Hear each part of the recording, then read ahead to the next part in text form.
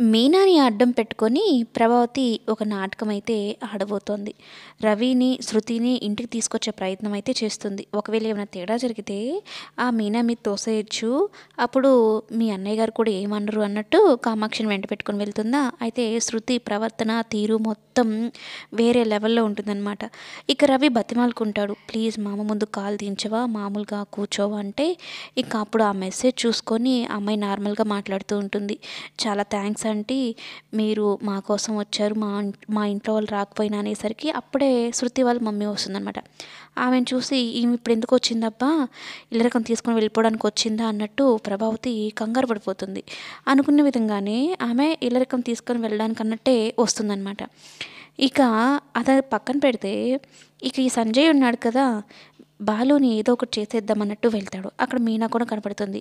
వీళ్ళిద్దరూ ఒకే దగ్గర ఉన్నారేంటి, వీళ్ళిద్దరు భార్యాభర్తలా, వామ్మో వీళ్ళందరూ కలిసి మూకమ్మడిగా నా మీద దాడి చేస్తున్నారా అన్నట్టు అనుకొని కాల్ చేయబోతుంటే పక్కన వాళ్ళ ఫ్రెండ్ ఉండి, వద్దురా నీ టైం అస్సలు బాలేదు, నిన్న శృతి విషయంలోనే అలాగే జరిగింది, ఇప్పుడు నువ్వు లేనిపోని చిక్కుల్లో పడతావు, వద్దు తర్వాత చూసుకుందాం అని చెప్పని వాళ్ళ ఫ్రెండ్స్ పాపం తీసుకుని వెళ్ళిపోతే ఈ సంజయ్ మంచి కోరే తీసుకుని వెళ్ళిపోతారు. లేదంటే వాళ్ళు గనక వీడిని ఇంకొకసారి కానీ చూస్తే ఇతనికి చిత్తడి అయిపోతుంది. దానికి సంజయ్ టైం బాగుండి బాలు చేతిలో మరోసారి దెబ్బలు తినడం తప్పించుకున్నాడు.